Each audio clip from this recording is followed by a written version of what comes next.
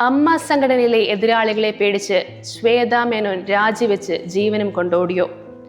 1 വർഷം തികയും മുൻപേ അമ്മ സംഘടനയുടെ ആദ്യ വനിതാ പ്രസിഡന്റ് ശ്വേതാ മേനോൻ രാജിവെച്ചിരിക്കുന്നു എന്ന് കേട്ടപ്പോൾ ചിലർക്ക് അങ്ങനെ തോന്നിയേക്കാം.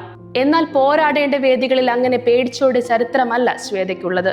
ആരുമായും പോരാട്ടത്തിന് മടിയില്ലാത്ത ഒരു ഉരുക്കു വനിതയാണ് ശ്വേതാ മേനോൻ. കഴിഞ്ഞ ദിവസം രാജിവെച്ച് നടത്തിയ പ്രതികരണത്തിന് പിന്നാലെ എനിക്ക് കൂടുതൽ പറയാനുണ്ടെന്ന് അവർ പറഞ്ഞതിൽ നിന്ന് പോരാടാൻ തന്നെയാണ് അവരുടെ തീരുമാനമെന്നാണ് വ്യക്തമാകുന്നത്. 2025 ഓഗസ്റ്റ് 15 വലിയ പ്രതീക്ഷകളോടെ സ്ത്രീകളുടെ പ്രശ്ന പരിഹാരത്തിനായി ഒരു വനിതാ നേതൃനിര association of Malayalam movie artist എന്ന അമ്മ സംഘടനയുടെ തലപ്പത്തേക്ക് എത്തുന്നു.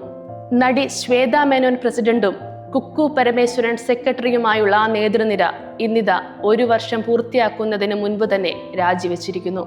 ജസ്റ്റിസ് ഹേമ കമ്മിറ്റി റിപ്പോർട്ടിന് പിന്നാലെ ഉണ്ടായ ശുദ്ധീകരണത്തിന്റെ ഭാഗമായി വനിതാ നേതൃനിര സ്ഥാനമേറ്റപ്പോൾ മലയാള സിനിമാ ലോകം ഒന്നടങ്കം സന്തോഷിച്ചു. ഇനി അമ്മ സ്ത്രീകൾക്കിടയിൽ സുരക്ഷിതമായിരിക്കുമെന്ന്. എന്നാൽ പാളിച്ചകളും വിള്ളലുകളും വരാൻ അധികം കാലതാമസം ഉണ്ടായില്ല. പല പ്രശ്നങ്ങളുടെയും പേരിൽ അമ്മയിൽ പൊട്ടിത്തെറി തുടങ്ങി. പ്രസിഡന്റ് ശ്വേതാ മേനോൻ പോലും കാര്യങ്ങളിൽ വ്യക്തത വരുത്താതെ കുഴഞ്ഞുമറിഞ്ഞു. ബോൾഡായിരുന്നു ശ്വേതാ മേനോൻ എന്ന നടി. ഇതിനു മുൻപും പല വിവാദങ്ങൾ അവരെ വട്ടമിട്ട് മുറുകിയപ്പോൾ അതെല്ലാം പുഷ്പം പോലെ തന്നെ ഏശില്ലെന്ന മട്ടിൽ മുന്നോട്ടു പോയ ആളാണ്. കാമസൂത്രയുടെ പരസ്യത്തിൽ അഭിനയിച്ചതിന്റെ പേരിലായിരുന്നു ശ്വേതയ്ക്ക് നേരെയുള്ള വിവാദങ്ങൾ ആദ്യം ആളിക്കത്തി തുടങ്ങിയത്. ഗർഭനിരോധന ഉറയുടെ പരസ്യത്തിൽ അത്ര ബോൾഡായി ശ്വേത വന്നപ്പോൾ കണ്ടവർ ആദ്യമൊന്ന് ഞെട്ടി. പിന്നെ അടക്കം പറച്ചിലുകളായി. പിന്നെ അത് എങ്ങനെ സാധിച്ചുവെന്നായി. ചിരിച്ചുകൊണ്ട് ശ്വേത അതിന് ഉത്തരം നൽകി. കാമസൂത്ര തികച്ചും പ്രൊഫഷണലായി ചെയ്ത വർക്കായിരുന്നുവെന്നും അന്ന് അവർക്ക് 8 ലക്ഷം രൂപ ലഭിച്ചുവെന്നും ശ്വേത തന്നെ പറഞ്ഞു. 2 വർഷം കഴിഞ്ഞപ്പോൾ ആ ശമ്പളം 12 ലക്ഷമായി. അങ്ങനെ 4 വർഷത്തോളം അവർ അത് ചെയ്തു. അടുപ്പിച്ച് 4 വർഷത്തോളം കാമസൂത്രയിൽ അഭിനയിച്ച ഏക വനിതാ മോഡലായിരുന്നു ശ്വേത എന്നതും പ്രത്യേകതയാണ്.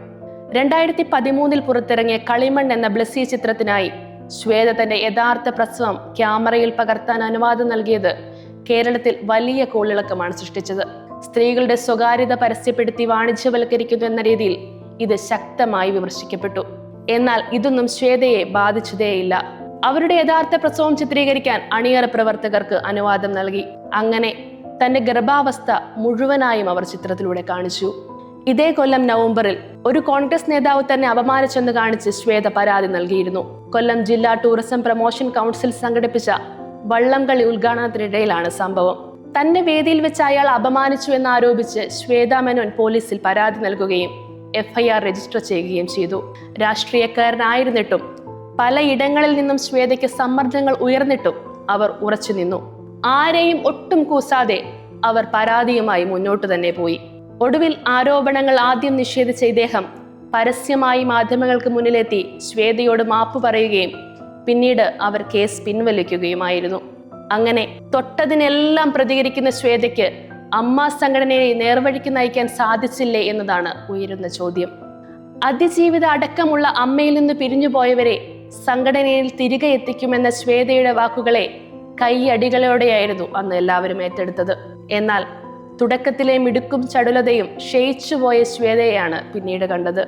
അതിൽ ഏറ്റവും ഗുരുതരമായ ഒന്നായിരുന്നു അൻസിബ ഹസൻ ഉന്നയിച്ച ആരോപണങ്ങൾക്ക് മറുപടി ഇല്ലാതിരുന്നത്. പിന്നീട് ഈ പ്രശ്നങ്ങൾ വാട്സപ്പ് ഗ്രൂപ്പുകളിലേക്കും തെരുവുകളിലേക്കും വലിച്ചിഴക്കപ്പെട്ടപ്പോഴും ഒരു മറുപടി നൽകാൻ പോലും ശ്വേതയ്ക്ക് സാധിച്ചില്ല. അമ്മയിലെ ആഭ്യന്തര കലഹങ്ങൾ വളരെ പെട്ടെന്നാണ് തെരുവിലേക്ക് വലിച്ചിഴക്കപ്പെട്ടത്. നിരവധി ഗുരുതര ആരോപണങ്ങളാണ് ഭരണസമിതിക്കെതിരെ ഉയർന്നത്. ഇതിനിടെയാണ് കൊച്ചിയിൽ ഞായറാഴ്ച അമ്മയുടെ വാർഷിക ജനറൽ ബോഡി യോഗം ചേർന്നത്.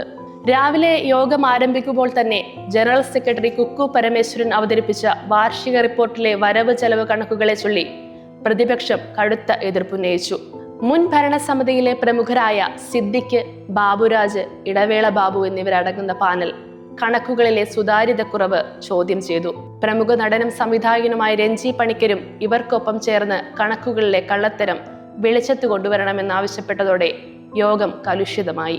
പ്രശ്നങ്ങൾ കൈവിട്ടു പോയതോടെ ഉയർന്നുവന്ന സാമ്പത്തിക ആരോപണങ്ങളെക്കുറിച്ച് പഠിക്കാനും കണക്കുകൾ ബോധ്യപ്പെടുത്താനും തനിക്ക് 45 ദിവസത്തെ സമയം വേണമെന്ന് ശ്വേതാ മേനോൻ യോഗത്തിൽ അഭ്യർത്ഥിച്ചു. എന്നാൽ ഈ ആവശ്യം അംഗീകരിക്കാൻ പ്രതിപക്ഷ വിഭാഗം തയ്യാറായില്ല. നിലവിലെ ഭരണസമിതി അടിയന്തരമായി രാജിവെച്ചൊഴിയണമെന്ന് അംഗങ്ങൾ ഒന്നടങ്കം ബഹളം വെച്ചു.